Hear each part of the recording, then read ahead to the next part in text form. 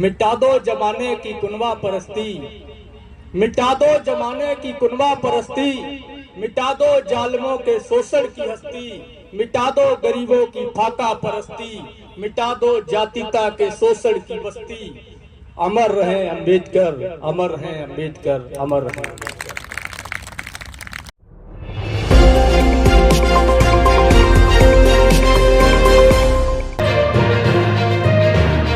जिला top news. साथियों नमस्कार, स्वागत है आपका हमारे चैनल जिला टॉप न्यूज में। मैं सुरेश कुमार। आप देख रहे हैं सुल्तानपुर के बेलगरा में संविधान दिवस के राष्ट्रीय पर्व पर आज डॉक्टर BR अम्बेडकर पार्क बेलगरा में बड़े पैमाने के साथ मनाया गया, जिसमें मुख्य अतिथि अनिरुद्ध सिंह विद्रोही मंडल रथ यात्रा के चीफ ने संविधान को लेकर क्या कहा, देखें पूरी कवरेज विस्तार से। लोगों के बीच अपनी बात को रखने का काम करें। जय भीम। सम्मानित मंच और जाजम पर उपस्थित हमारी माताएं बहनें, सम्मानित सरदारी, आज संविधान दिवस के उपलक्ष्य में जो कार्यक्रम आयोजित किया गया है, आयोजक मंडल को मैं धन्यवाद देता हूं और बाबा साहब को नमन करते हुए अपने बहुजन समाज में जन्मे समस्त संत गुरुओं महापुरुषों को नमन करते हुए मैं अपनी बात को आगे बढ़ाता हूं। उससे पहले मैं दो लाइनें कहना चाहता हूं। मिटा दो जमाने की कुनवा परस्ती, मिटा दो जमाने की कुनवा परस्ती, मिटा दो जालिमों के शोषण की हस्ती, मिटा दो गरीबों की फाका परस्ती, मिटा दो जातिता के शोषण की बस्ती। अमर रहे अंबेडकर, अमर हैं अंबेडकर, अमर रहे। साथियों,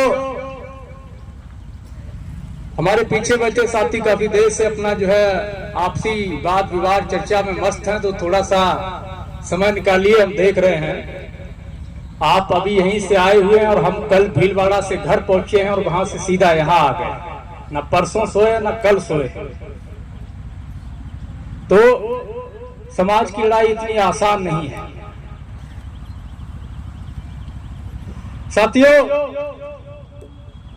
आज पूरे देश में बहुजन समाज को जो टारगेट करने का काम चल रहा है, जो शोषण का काम चल रहा है, देश में ब्राह्मणवाद, पूंजीवाद और सामंतवाद के गठजोड़ की जो फांसीवादी ताकतें हैं, वो लगातार इस प्रयास में है कि भारतीय संविधान को खत्म कर दिया जाए।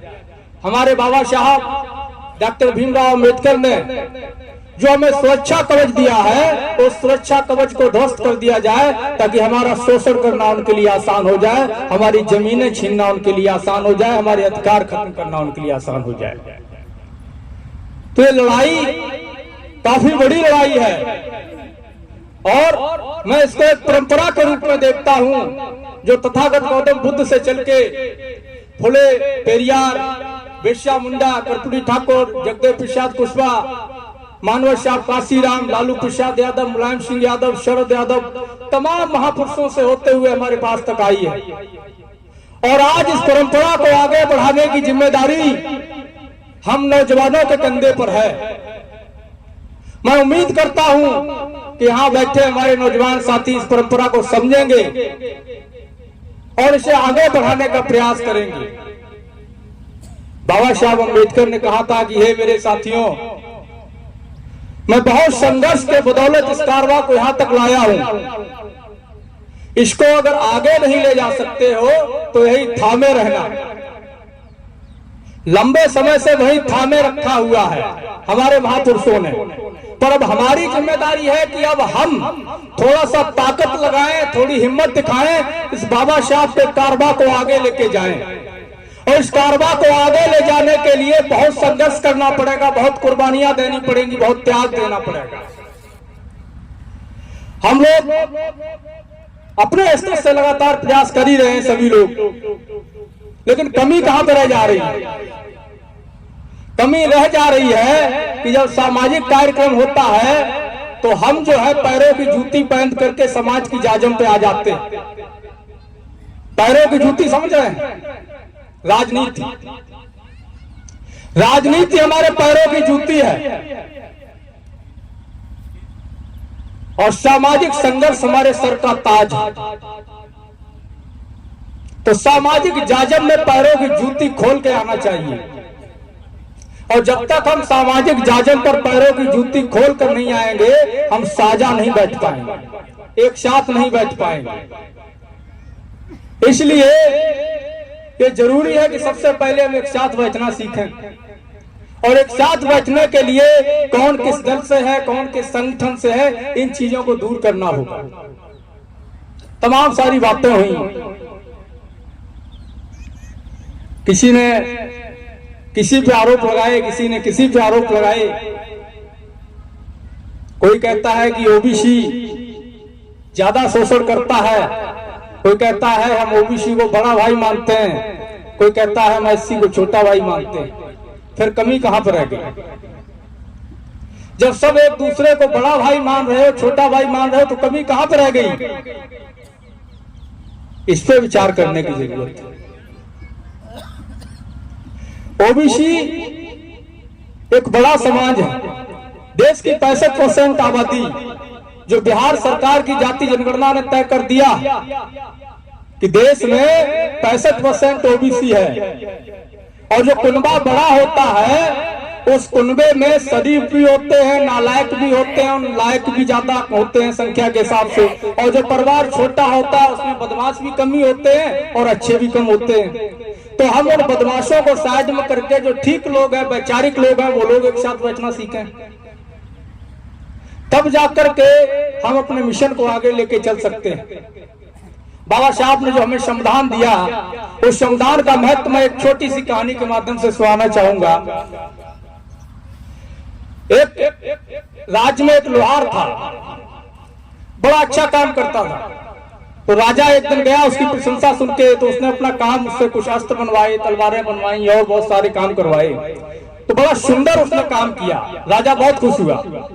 राजा ने उस लोहार से खुश होकर के उसको अपना एक चंदन का बाग दे दिया। राजा ने सोचा कि लोहार इतना अच्छा कारीगर है, इतना कुशल कारीगर है, अगर हम इसको चंदन का बाग दे देते हैं तो ये चंदन की लकड़ी बेच करके अपने कारोबार को बढ़ा लेगा। लेकिन लोहार तो लोहार ठहरा। उसने क्या किया? चंदन के बाग को काट काट करके कोयला बना बना के जला करके है कोयले को बेच दिया।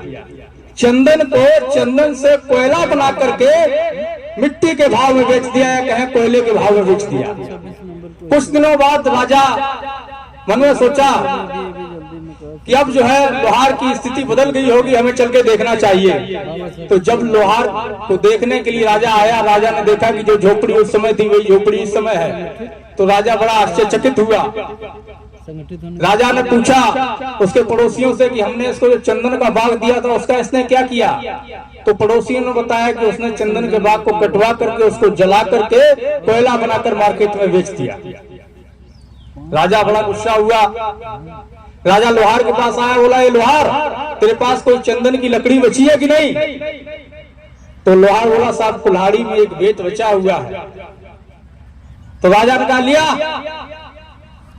लोहार उसको लेके आया, राजा ने उसको कुल्हाड़ी से अलग करके दिया, बोला जा मार्केट में इसका भाव करके आ लकड़ी का। जब कुम्हार बाजार और लोहार बाजार में उस लकड़ी को लेके गया, उसका भाव किया तो अच्छा दाम मिला। भागता हुआ आया, बोला कि महाराज हमसे गलती हो गई, हमें माफ कर दो और एक बाग और दे दो। तो राजा ने कहा कि किसी के जीवन में मौका एक ही बार आता है, बार बार नहीं आता है। उसी तरीके से ये जो संविधान है, बाबा साहब ने हम वंचितों को, शोषितों को, पिछड़ों को, बहुजनों को चंदन के बाग के रूप में भेंट किया है। और अगर एक बार ये चंदन का बाग हमने खो दिया तो दोबारा हमें नहीं मिलेगा। इसलिए इसको बचाने की लड़ाई है, एक बड़ी लड़ाई जो लंबे समय से लड़ी जाती रही है, जिसमें तमाम संघर्ष रहे, ब्राह्मणवाद से, मनुवाद से, सामंतवाद से, एक तरफा लड़ाई रही, जिसको अलग अलग रूपों में हमने देखा है। चाहे वो किसान आंदोलन के रूप में देखा हो या बहुजन आंदोलन के रूप में देखा हो, पूरी लड़ाई उन्हीं के खिलाफ हमारी रही है। एक समय था जब हमें केवल ब्राह्मणवाद से लड़ना होता था, तो लड़ाई थोड़ी सी आसान थी, लेकिन अब जो है समय बदल गया है और लड़ाई जटिल हो गई है। क्यों? क्योंकि अब पूंजीवाद और ब्राह्मणवाद ने हाथ मिला लिया। पूंजीवाद ब्राह्मणवाद से भी ज्यादा घातक है और अब ये दोनों मिल चुके हैं। तो वो आपके सामने न सिर्फ अपने बच्चों के भविष्य को बचाने की लड़ाई है, बल्कि अपनी जल जंगल और जमीन को भी बचाने की लड़ाई है। सारी लड़ाइयां आपको एक साथ लड़नी है। साथियों, काफी साथियों ने संविधान पर तमाम विषयों पर बात रखी, बहुत सारी चर्चाएं हुई, बहुत तरीके की बातें तमाम मंचों पर होती रहती हैं, लेकिन मैं हमेशा एक अपील करता हूं अपने साथियों से कि अगर वास्तव में मुक्ति चाहते हो, अगर वास्तव में शोषण की व्यवस्था को बदलना चाहते हो, तो सबसे पहले एक काम करो कि जो आपके शोषक हैं, जो संविधान विरोधी लोग हैं, जो आपके अधिकारों का विरोध करते हैं, क्षमता, समानता और सामाजिक न्याय के विरोधी लोग हैं, ऐसे लोगों का दान मान मतदान बंद कर दो। सबसे पहले ऐसे लोगों को दान मान मतदान देना बंद कर दो। जिस दिन आप ये कदम उठा लिए, आधा परिवर्तन ऐसे ही हो जाएगा। क्योंकि जो लोग जिनको हम मतदान देते हैं, वोट देते हैं, वो कोई भी हो सकता है। जरूरी नहीं कि वो जाति विशेष के लोग हो सकता है वो हमारी जाति का हो। हम अपनी जाति की वजह से उसको वोट देते हैं और वो जो है हमारे ही शोषणकारियों से जाकर के हाथ मिला लेता है, तो उसको पहचानने की जरूरत है। देश में किसानों के सबसे बड़े मसीहा दीन बंधु सर छोटू राम साहब ने दो बात कही थी। उन्होंने कहा था कि हे मेरे भोले किसान, तू मेरी दो बात मान ले, एक तो बोलना सीख जा और दूसरा दुश्मन को पहचान ले। दुश्मन की पहचान इससे नहीं होती है कि फला जाति वाला ही हमारा दुश्मन हो सकता है, हमारा सगा भाई भी हमारा दुश्मन हो सकता है। जो हमारे अधिकारों के खिलाफ है, जो संविधान के खिलाफ है और जो सामाजिक मूवमेंट में हमारे साथ नहीं है, वही हमारा दुश्मन है। आपको पहचान करनी होगी। जो समता की लड़ाई में साथ नहीं है, जो अधिकारों की लड़ाई में साथ नहीं है, वही हमारा दुश्मन है। उसकी जाति कोई हो सकती है, उसका दल कोई हो सकता है, उसका संगठन कोई हो सकता है, पहरावा कुछ भी हो सकता है, वो हमारे बीच बैठने वाला हो सकता है। हम लोग पिछले 15 महीनों से एक कार्यक्रम यात्रा लेके चल रहे हैं, जिसका जिक्र यहां किया गया। ये तीसरी यात्रा है हमारी। वैसे हम 2 यात्राएं और कर चुके हैं, पर इससे छोटी रही।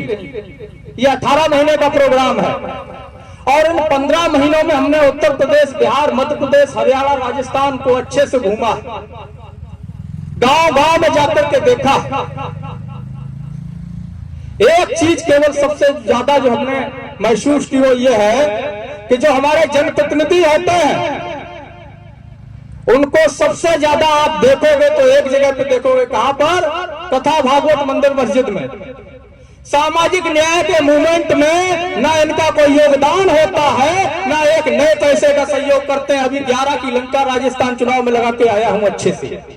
या तो निर्विरोध कैंडिडेट खड़े करवाए हैं या छोटे दलों के समर्थन में कैंपेन चला के आया। बड़ा बड़ा ऑफर दिए कि आप वापस हो जाइए या कैंपेन हमारा कर दीजिए। राजस्थान से कल ही लौट रहा और यहां भी वही होगा। आपको चुनना होगा।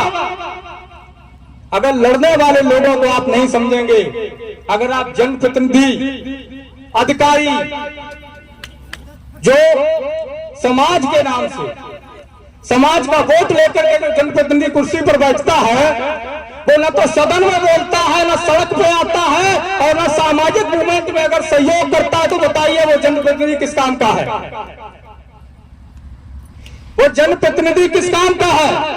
चाहे वो क्षेत्र पंचायत सदस्य हो, जिला पंचायत सदस्य हो, प्रधान हो, विधायक हो, सांसद हो, कोई भी हो सकता है, अगर आपके सामाजिक आंदोलन में आपके साथ नहीं खड़ा है, आपके सुख दुख में आपके साथ नहीं खड़ा है, तो मैं कैसे मानूं कि वो आपका अपना है?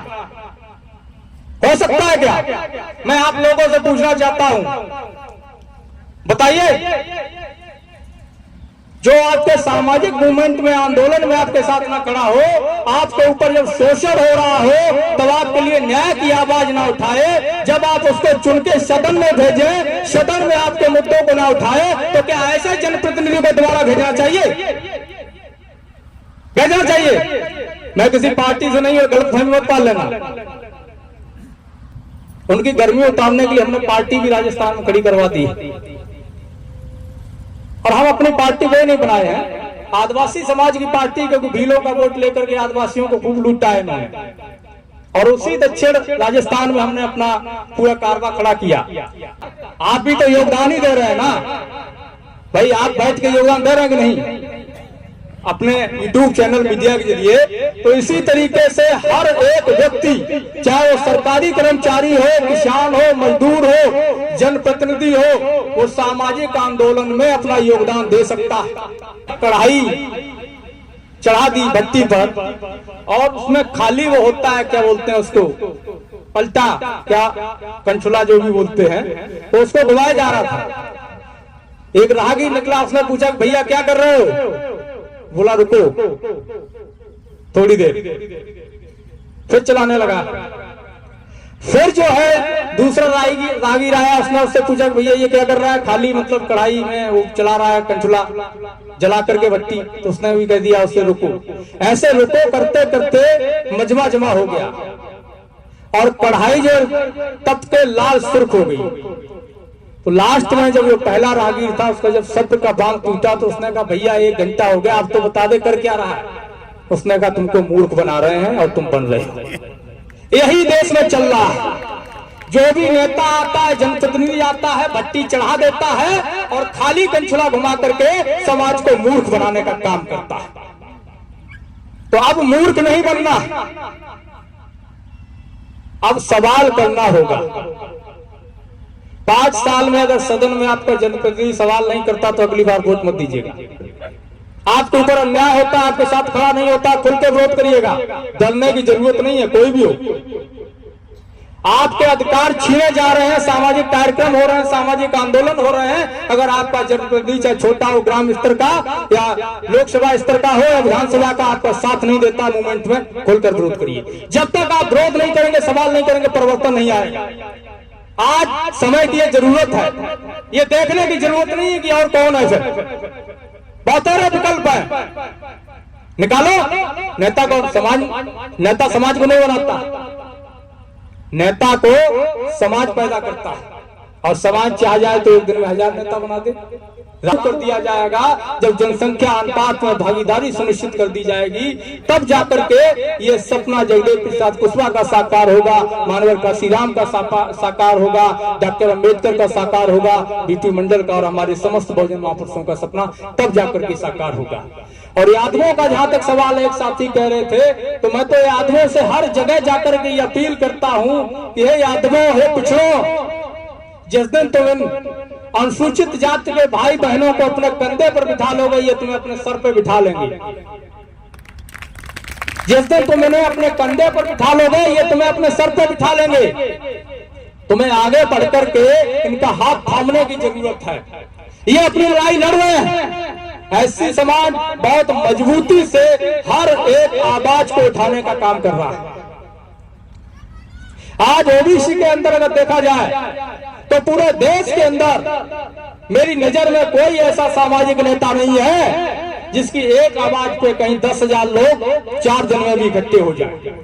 कोई है, लेकिन ऐसी में है। लेकिन अब इसमें गलती किसकी है? आप ये कहो कि नेता नहीं है तो नेता की गलती है, सामाजिक नेता नहीं। इसमें गलती समाज की है। ले लीजिए और एक यूनिवर्सिटी जितने पैसे की आप चाहें, एक विश्वविद्यालय अपना बना लीजिए। तो बाबा साहब ने कहा कि नहीं, मैं ऐसा नहीं चाहता हूं, क्योंकि यही लोग जो बहुजन समाज के शोषक हैं, यही लोग उन यूनिवर्सिटियों पर कब्जा कर लेंगे और हमारे लोगों को उसका लाभ नहीं मिल पाएगा। तो उस वायसराय ने पूछा आखिर आप चाहते क्या हैं? तो बाबा साहब ने कहा हमारे 56 लोग, मैं संख्या कंफर्म नहीं हूं, जो भी 53 या 56 जो भी हो सकता है, हमारे 56 लोग जो है इनको सरकारी खर्चे पर विदेश अध्ययन के लिए, विदेश शिक्षा के लिए भेज दिया जाए इस देश से, जैसे कि मैं विदेश से पढ़ करके आया हूं, जो कि यहाँ पर हमारे लिए शिक्षा प्राप्त करना बहुत ही कठिन काम है। तो यहाँ इस भारत देश से 56 लोग जो है विदेश में सरकारी खर्चे पर पढ़ने के लिए गए, लेकिन बड़े अफसोस की बात, और यहाँ पर मैं ये भी बताना चाहूंगा कि बाबा साहब अम्बेडकर का इसके पीछे सोच क्या थी, उनका चिंतन क्या था कि अगर अधिक से अधिक लोग जो है डॉक्टर, वकील, इंजीनियर ऐसे पढ़ करके हमारे लोग यहाँ पर आ जाएंगे, तो जिस तरह से मैं बहुजन समाज की लड़ाई लड़ने का काम कर रहा हूँ, ये लोग जो है जो भी हमारे बहुजन समाज के ऊपर दुख मुसीबत आएगी, ये लोग उसको झेल लेंगे, उसको आने का काम करेंगे। ये बाबा साहब का सोच थी, बाबा साहब का चिंतन था। लेकिन बड़े अफसोस के साथ कहना पड़ रहा है कि ये लोग पढ़ने के लिए वहां पर गए, लेकिन पढ़ने के बाद अधिकतर लोग वहीं पर पढ़े और वहीं पर बस गए, टीवी और बीबी में मस्त हो गए। केवल एक व्यक्ति पढ़ करके इस देश में आया, के.आर. नारायणन, जो कि इस देश के राष्ट्रपति हुए। तब बाबा साहब अम्बेडकर ने कहा कि मुझको पढ़े लिखे लोगों ने धोखा दिया।